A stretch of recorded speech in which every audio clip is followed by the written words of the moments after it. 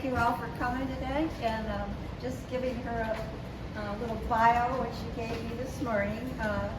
She said she settled in on a farm in Brunswick. Her family settled on a farm in Brunswick in 1836.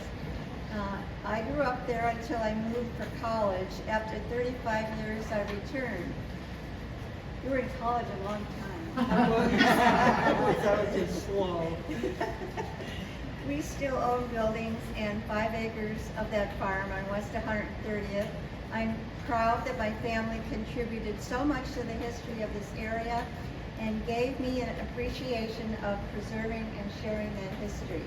I will share a slice of that through my postcards. Nola. All right, thank you. So this is one of my favorite hobbies, is collecting these postcards. And so it was so much fun to be asked to do this. So I could put my attention into getting back into my postcards. And here's my family with me tonight. This is Chris. This is Chrissy's husband. Chrissy's my daughter. Eliza is my granddaughter, and Chad is my son. So let's see what we got here.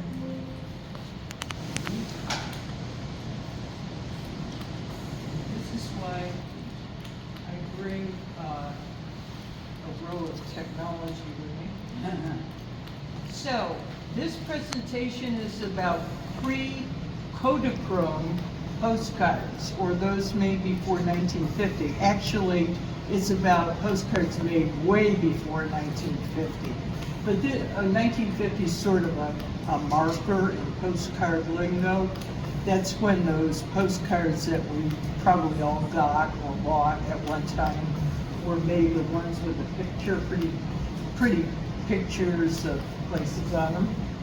So this presentation isn't really about Valentine's. It's about postcards. I don't know enough about old Valentine's to really say much. And so this is just about postcards in general. I'm going to sit down for the most part because I don't stand very well, so I'm just going to sit down with you all. I love postcards, and so why do I love postcards so much? I grew up on the farm and visiting both sides of my grandparents. And this is in the 40s and 50s. And so they didn't have a TV, neither of them. They didn't have a TV ever. And so when I went there, they had to do something with me. And so they would give me piles of postcards to go through, especially ones with animals, kitty cats on them. And in those times, people collected the postcards still, and they actually put them in their china cabinets. And so it was really special to me. And you know, pretty much my one grandmother was German. I spent a lot of time with her. She went by the rules and stuff, and so I would sit there and I learned not to damage them or take my crayons and color on them, but she would always ask me to imagine I was at the place where I saw on the postcard. And so, you know, it was really a lot of fun, and I learned to love them. So how did I get this collection? I was telling Patty, I have thousands of postcards. And my family, much to their dismay, that I pulled them out of the cupboards recently. My granddaughter recently cleaned the postcard area, which was gross. And I literally have thousands of postcards that I've collected through my whole life. And I inherited the bulk of them from my family, who, if you knew my family, you could probably call them hoarders. You know, they saved things. They saved old things. And so that was good, like Gary. And they saved old things, and I was the beneficiary. My family on both sides gave me their postcards. So these postcards, they offer a window into the past. Times and the culture and the societal and technological landscapes from the past, you can just look at them and it takes you right back there. And to me, it's always been like reading a good history book or a romance novel or looking at a diary, and it just takes you back in history. And you can hold it in your hand, you can read the inscriptions on them, and which people, they were burying themselves, putting their statements in the mail back then. And so, it's kind of fun to read what they were willing for, everybody in town to read. They were a form of communication back then. That's exactly right. It was, it was basically, a lot of it was pre-telephone or anything. And so, it was really a way of giving, like a lot of old postcards, the inscription on them will say, I haven't heard from you, I'm just gonna write this and I'll write a letter later. It was just like, I'm gonna write you a letter later. And so here's a down payment. So I want you to experience these postcards, and that's why there's books of them. So, look at them and, pass them around. And I'm gonna pass around the postcards that are on the screen here. The focus here is pre-Kodachrome postcards, or before 1950. Now these are Kodachrome postcards. And so what is that?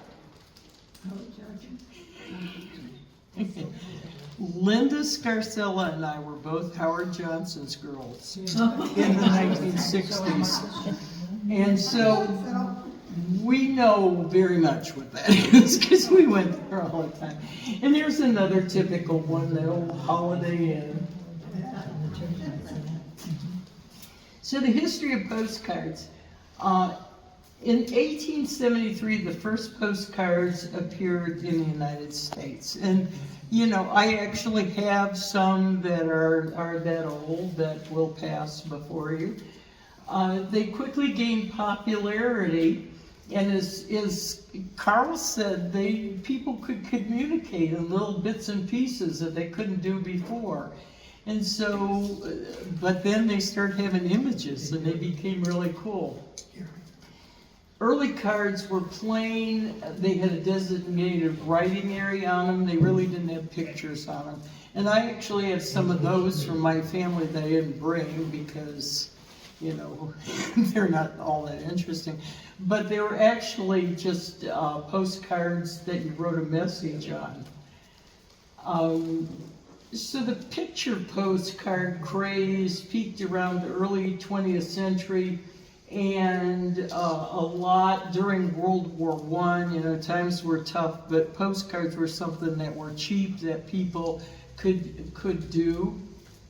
So it was basically before the rise of digital communication, like the telephone, that postcards became so popular. Here's some pre-1900 postcards, and Chad? They're being circulated. Oh, okay. Chad's passing these around. If you notice the one, Carol's got it now, it's smaller than the 3x5 cards that we're more familiar with. Here's a sort of, it's supposed to be an amusing card from pre-1900, and it's a little kid talking to a nurse. Lady has twins there, and he says, I think we'll keep one of them. I've got a lot of humorous postcards, or I guess they were meant to be humorous. They're in the books there, and they're really just weird. I mean, the things they did, like the humorous back then were pretty weird. So take a look at those. Here's early travel postcards, which again Chad's passing around for you to look at, and they're hand drawn. They're just works of art. to look at. Like, this is the University of Chicago, and a hand-drawn one. Here's Boston, a scene from their subway back in the early 1900s. And that one over there is a folder of postcards from early 1900s from New York City. And that one's coming around, and look at that. Just all the hand-drawn artwork of the early New York buildings that, you know, somebody had to draw that.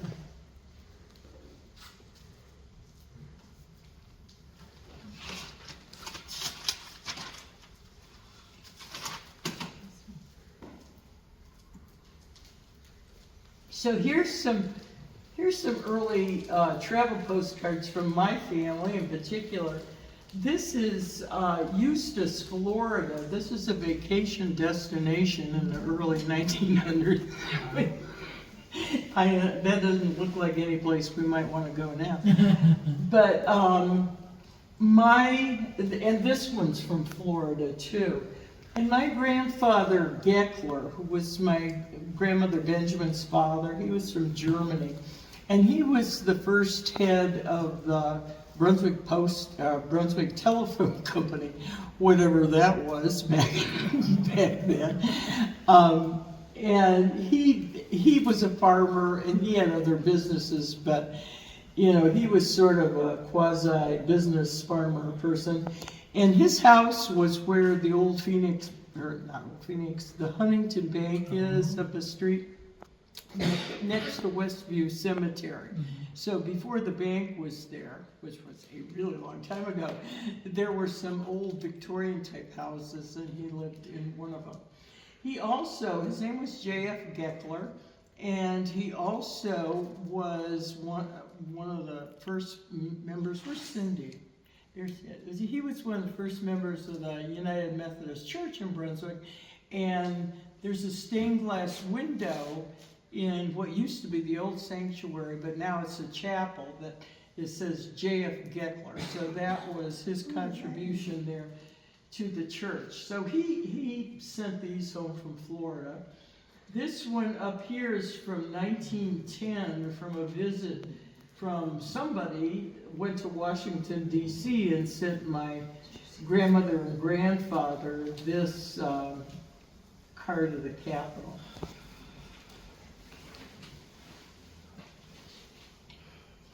So, here we have early 1900s Cleveland travel postcards. And remember back then, you know, people still had horses, and carriages, and some people had cars.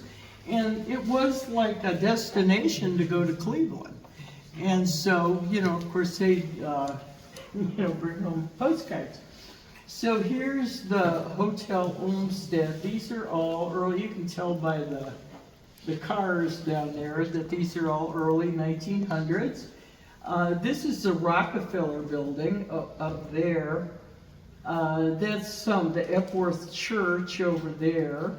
This is Soldiers and Sailors Monument, which is still around.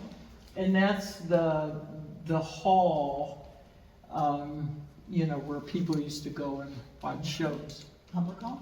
Yeah, public hall.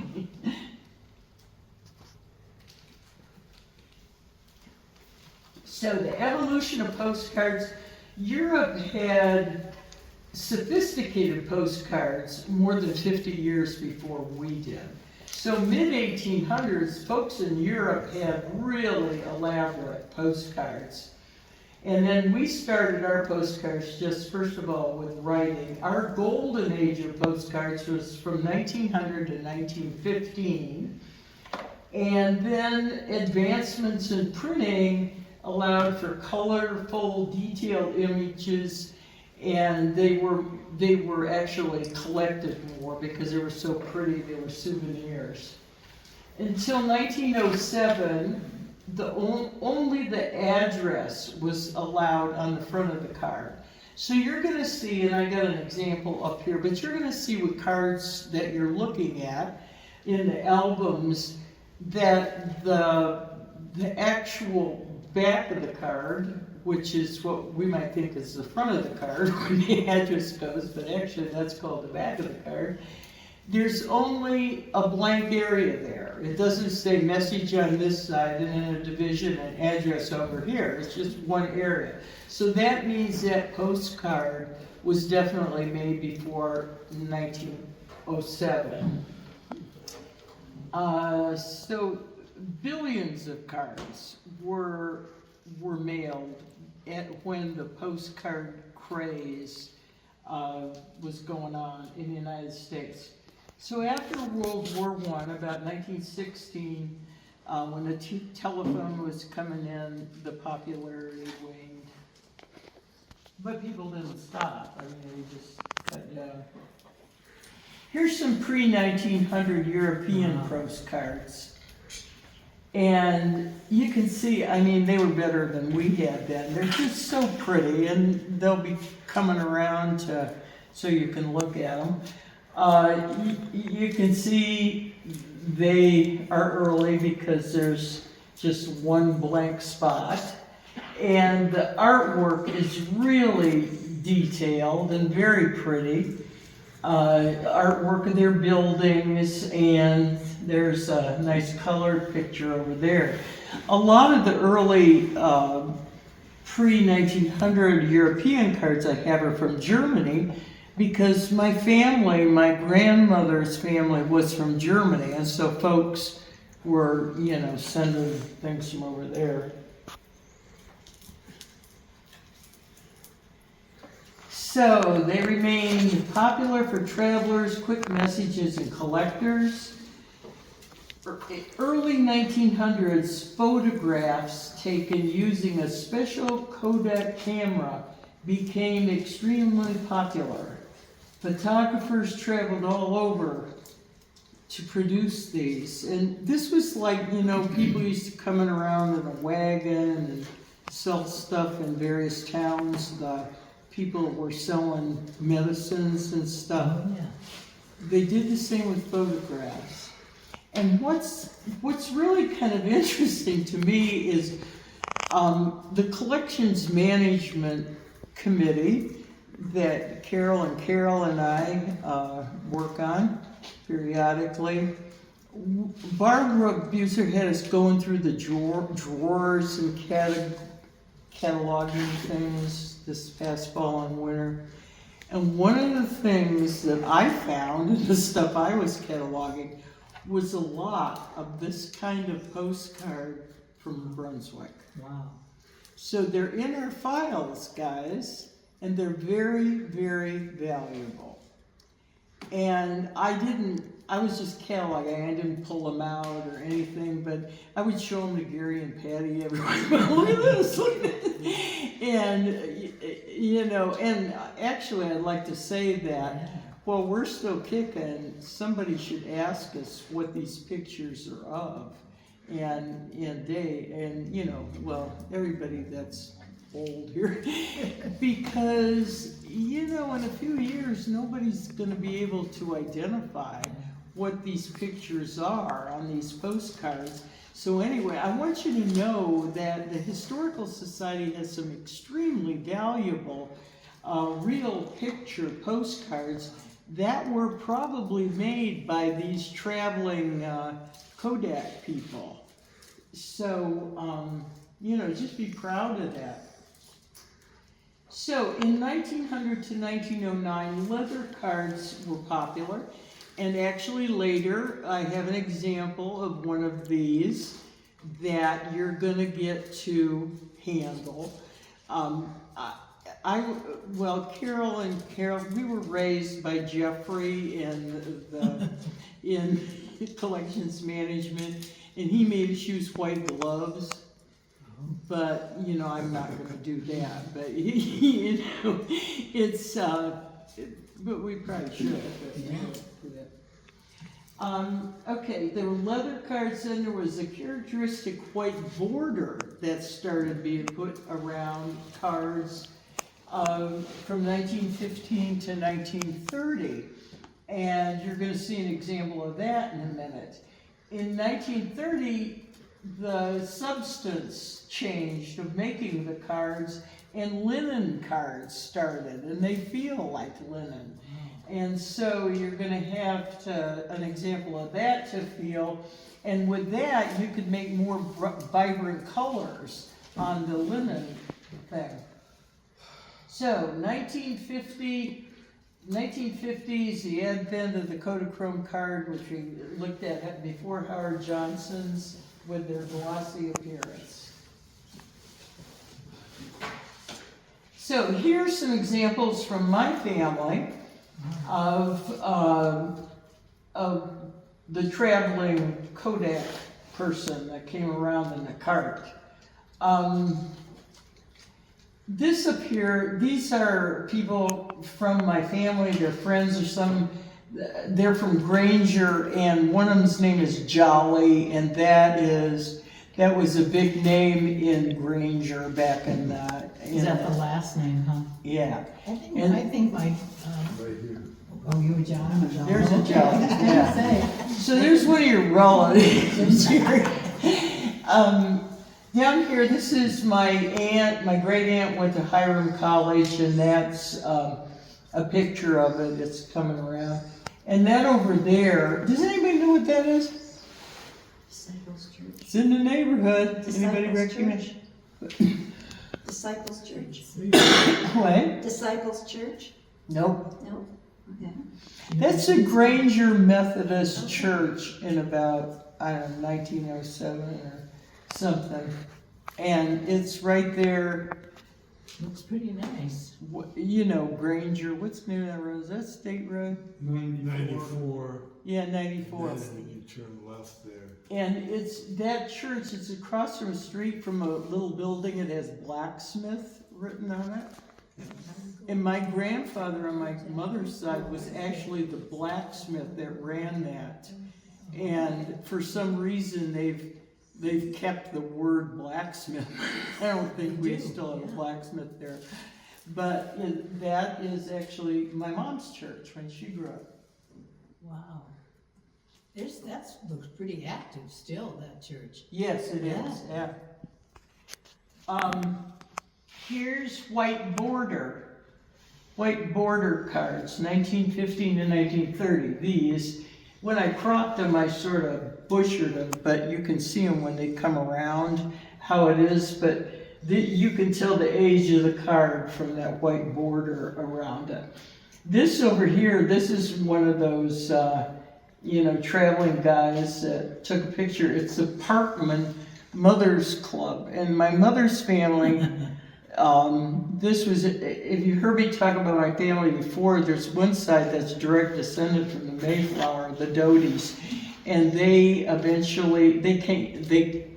were in Parkman, and then they came to Medina County, to the Granger area. But this is called the Parkman Mothers Club, whatever that is. And here, people, this is Niagara Falls, wasn't that far away. You could, walk there back in the day. These are linen cards, started in 1930, and again, the examples coming around. This is a linen card from It looks like Michigan. a ski slope, doesn't it? What? Doesn't it look like a ski slope? It does. Yeah. It's from Michigan, and this, I'm not sure what that is, but it's linen, so feel it when it comes around. Looks like somebody where how the Pope comes out and all Yeah, is those that the people are Vatican? everywhere. That's the Vatican. Do you think so? Yeah. The Vatican. Yeah, Yeah, this is the Vatican. yeah. No, Nola. I was in the next town over from Parkman, all the years I was away from Brunswick. You were in Parkman? In Troy. Oh, yeah? Wow. And I was in an antique mall in Parkman, so. Oh, I know my, oh, for Parkman heaven's well. sake. Those look like stamps. Well, we're all related, I've talked before, like, when Gary and, for some reason, nobody in my family married anybody in Gary's family, and we were the only two that had a miss like that. It was because everybody growing up in Brunswick back then married their neighbors. Of course. But we never married into the Fullers. That's a shame. So, other interesting postcard facts. Often the stamps on these postcards are worth more than the actual card. And so when you're looking through the cards, look at the stamps on them. Wow. If anybody finds a 1-cent George Washington stamp, which I really haven't looked at my cards that close, if you find one, we're all going on a cruise. Because those are extremely valuable, a 1-cent George Washington stamp. There's one right here. There's one right there. Yeah. Oh my goodness. You better put that What's in your pocket. Isn't that 1 cent George Good Washington? job. When do we leave for the cruise now? Most of them are. George Washington? It's the side view one. It's not the. Is it the one on the right? No. These are not worth money. These are, Is it? well, they're worth money, but not as much as George Washington. This is Ben Franklin. Is that George Washington? I don't know. I'm gonna take a picture. If we've got a George Carry Washington, on. I'll let everybody know. we're all going out As to she eat. sneaks out the door, we know. Yeah. So the cost of mailing postcards generally 1 cent until World War I, then 2 cents until 1952, and then 3 cents. And we can all probably remember when postcards were 3 cents. Today, 56 cents Whoa. and $1.65 internationally. It's scary that as a kid, I can remember 1-cent stamps. Yeah, I can't do it. That was- Yeah. Wow, that's good. Value of postcards. Most of the postcards that you're looking at being passed around here are about 125 years old. Some are unused, meaning no writing on them. Are they worth more than the ones that are used? What? Are they worth more than the ones that are used? Sometimes. Actually, you have to look at the whole composition. What is it a postcard of? And sometimes the messages on them are worth money. I know things about the postcards and the value, but that's not why I collect them.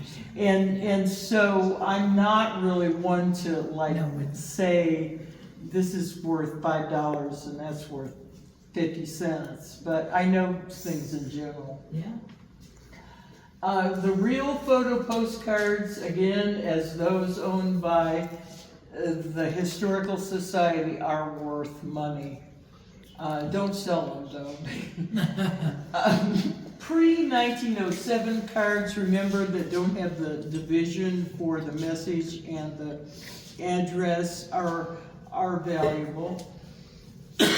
Hold to light cards are valuable. I'll show you what that is in a minute. Advertising postcards are valuable. Halloween postcards are valuable. And certain artist postcards, Clapsdale, Tuck, Burbage, and Winch, are valuable. There's more artists than that are valuable, but the people that drew early photos and some of those postcards were known for how good they were. So here's an example of a mint card. They're coming around. This is 1913 Christmas, 1907 postcard. Of course, I love the cats. Me too, no. But I said, I've got some too, because I love cats.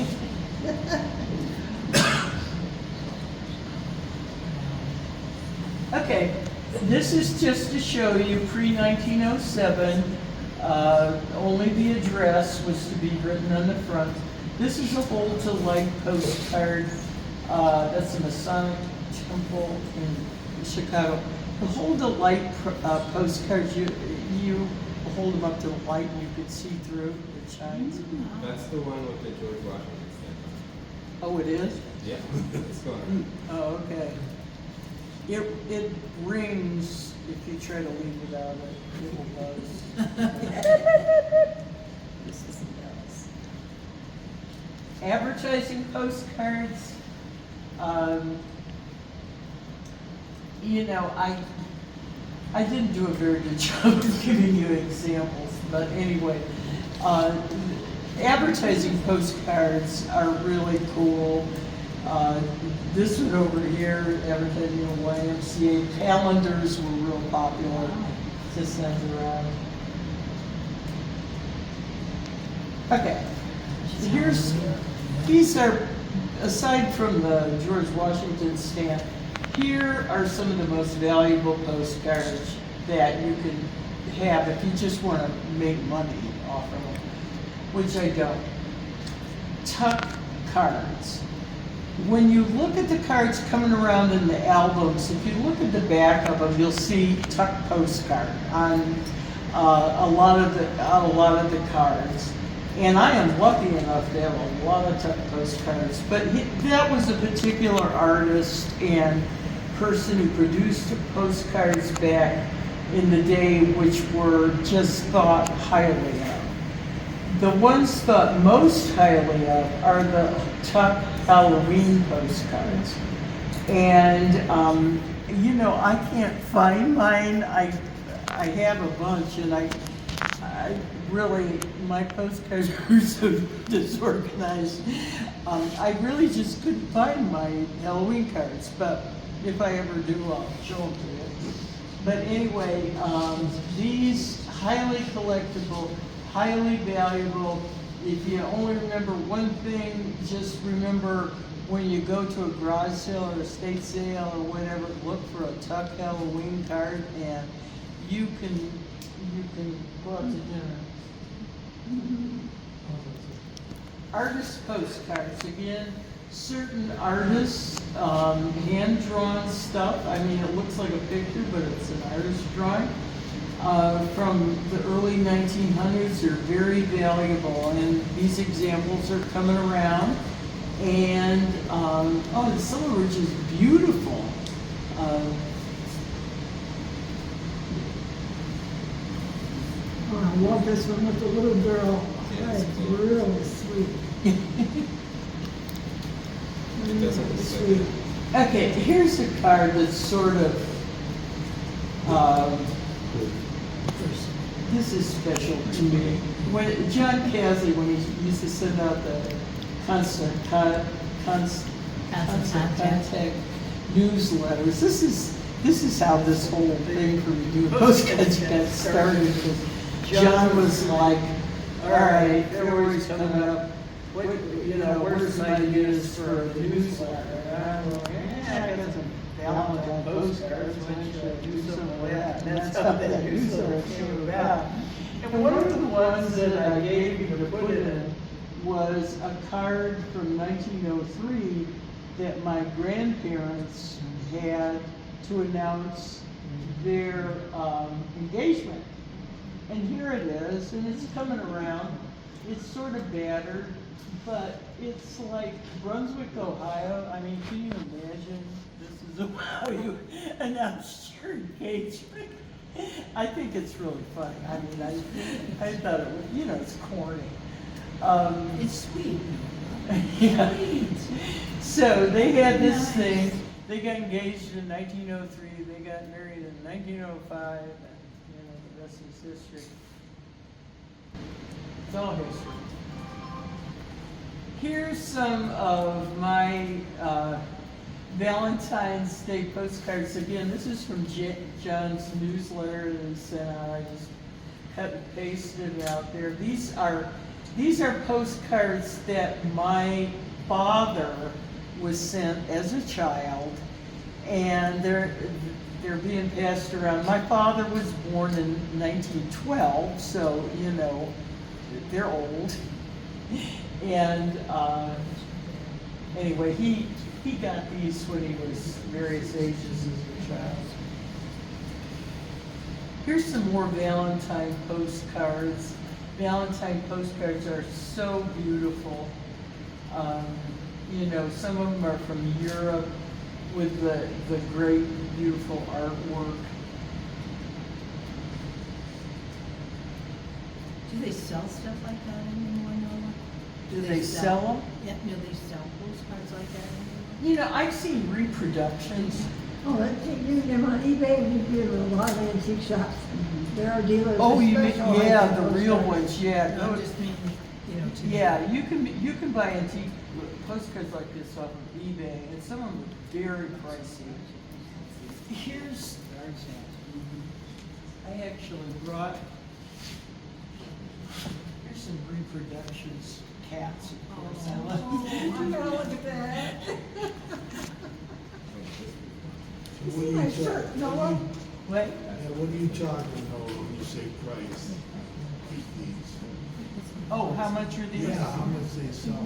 Well, again, you have to look at the whole thing. If, Just take a good guess, Yeah. educated guess. Some Halloween ones go for $65, $75. yeah. Do they? Yeah. If you get, these are probably more in the $4 or $5 range, maybe 10. So that's That's the king. But those like the Halloween ones, when Oh, it's funny with it. Hundreds? Those tucked Halloween ones are at least 100 apiece. Yeah. Tuck cards in general are very valuable.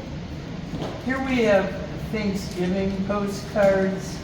I mean, every holiday had their postcards, and then they had postcards for like friendship and stuff, but everything, birthdays and things. You know, one thing I never really saw was a funeral sympathy postcard. I really had never seen one, but they probably make them. So, you know, again, these are from the family. Christmas postcards. People sent Christmas postcards around for years, and so there's probably more Christmas postcards than anything else out there.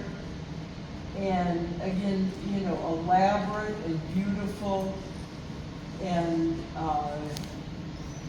one thing, I wonder if it's Santa's. Yeah, Santa's. The Santa postcards, some of them are actually very valuable because the Santas look so weird and they don't look like our Santa in particular. If you have a Santa with a different colored suit, like a blue suit, those are really valuable. So, you know, the Christmas postcards, some of them are so ornate. The ones with animals, they're cool.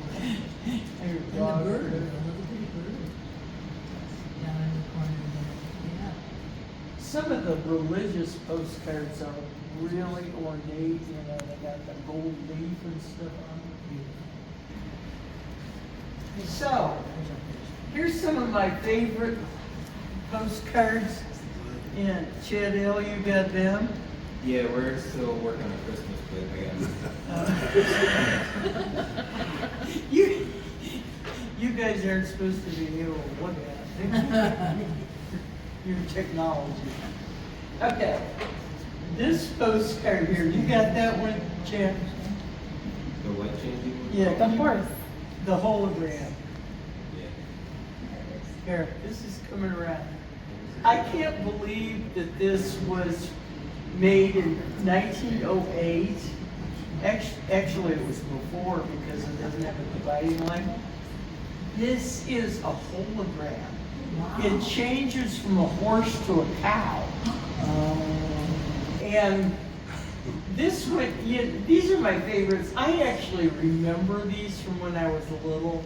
And this is one of my favorite. I'm surprised that there's not food stains on it.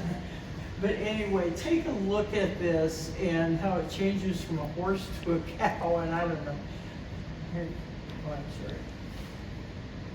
sorry. The next one, this is a leather postcard. Now, here's something, this might be worth like $50. And this is from my family. And it's the Soldiers and Sailors Monument in Cleveland, 1908. And, you know, indestructible, but, but it's, I mean, who would have thought they had to, I don't know how they got that. Maybe they sold them down there to make money. Yeah, I mean, but somebody had to do that. I mean, I don't know how they did it. Right there it is. Coming I on. lived for 3 years. I found the TV. Here's another one of my favorites. I used to love these when I was little because they're fuzzy. And it's got gold leaf writing on it. And it's like, you know, it's just like, ooh. So, take a look at that. And then, here's a blast from the past. This is the Medina, center of Medina, the park, from 1907. And so, Back then. you know, Gary, remember, the park actually looked like this sort of when we were growing up, and then I moved away, and when I came back, all the trees were gone. And, you know, they're coming back now, but I never knew what happened to the trees. But anyway, this I think is precious. And it's not a photograph, it's a drawing. So is that one of the ones you can only put the address on one side? Because Yeah, yeah, Never that- usable real estate is this scroll message. Yeah, I think that was pre-1906, actually. Nola. I think Dutch Elm got a lot of the, not Dutch Elm disease got a lot of the trees. I'm sorry, I can't hear you. Dutch Elm disease. Oh, yeah, Oh. yeah. Dutch Medina, disease. the Medina Yeah. square. Oh, Kill Dutch the elm. trees, I'm yeah. sorry, Yeah. I'm sorry. That's, That's what killed a lot of those trees. Ah. That's what I Just remember. like 303, when they had a lot of. Let's see. Yeah. okay, another blast from the past. 303. This is the AI Root Company, and actually it's another one pre-1907. And it's still, well, it doesn't exactly look, but this is when it was in full tilt V's, you know? And so, my great-grandfather, Gettler, and AI Root were friends. And so I got some stories there. But anyway, there you go. AI Root. Oh, I love this one when I was a kid. It's fuzzy. Oh. It's a fuzzy Christmas card with a bow on it. And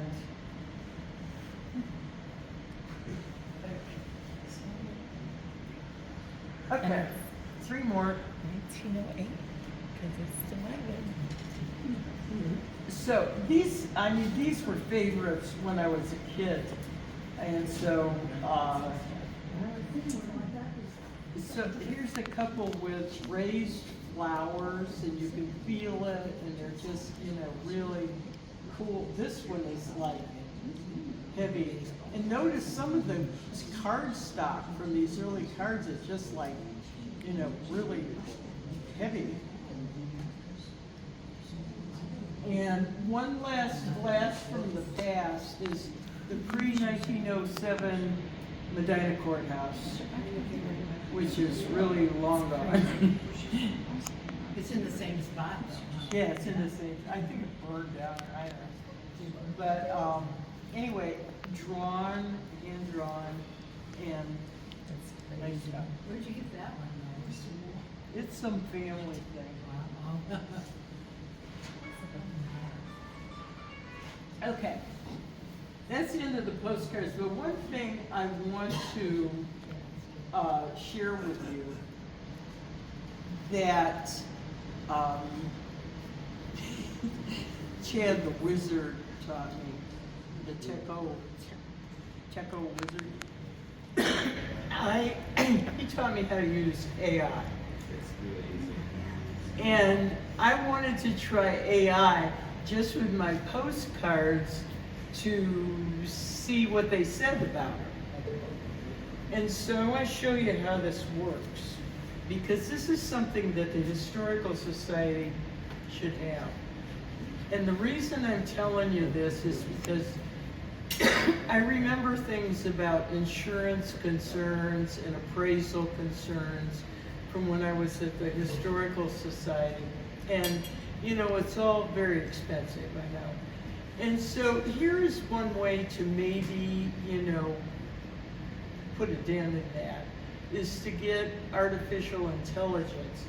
And so what you do is you get it for, it's like $19.95 a month, and you get it on your, an app on your phone or your iPad or something. You can access it online too. On the What? laptop. You could use it on the laptop, you can access it online. Oh, yeah, okay, There's a yeah. ChatGPT, but, Use it on your laptop. I probably shouldn't be the one telling you this, but I mean, because I'm not like an expert. But what I learned to do from this is, which you could do to artifacts at the Historical Society, is you take a picture of the artifact and save it to your photos, and then you go to your photos and you touch on that picture and you send it to AI. And you ask AI to describe it to you. And in that process, you can ask them how much it costs. And all you have to, you know, work with it a little bit. But all these objects that you have around there, you could actually get some kind of estimate of how much they're worth individually.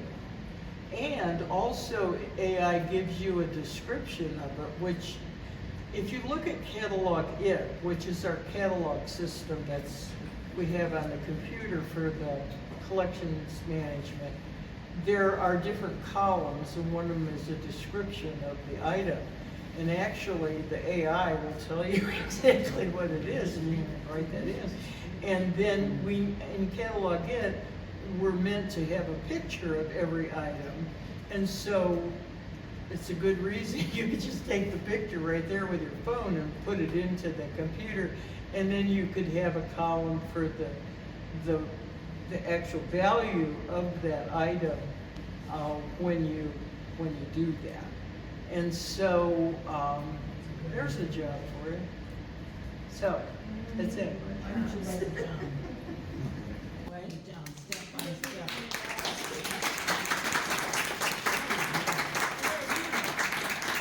So, any questions? Do you want me to record questions? Carl?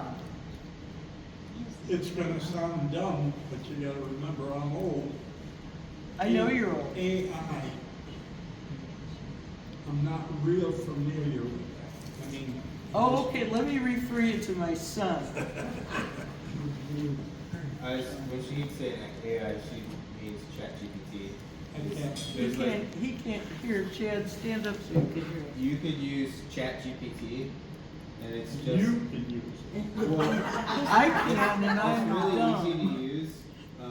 It's just got like a little thing where you type in a question, and it's really smart. You can get at what you're getting at, and you just basically type in something, and it gives you a bunch of results, text results,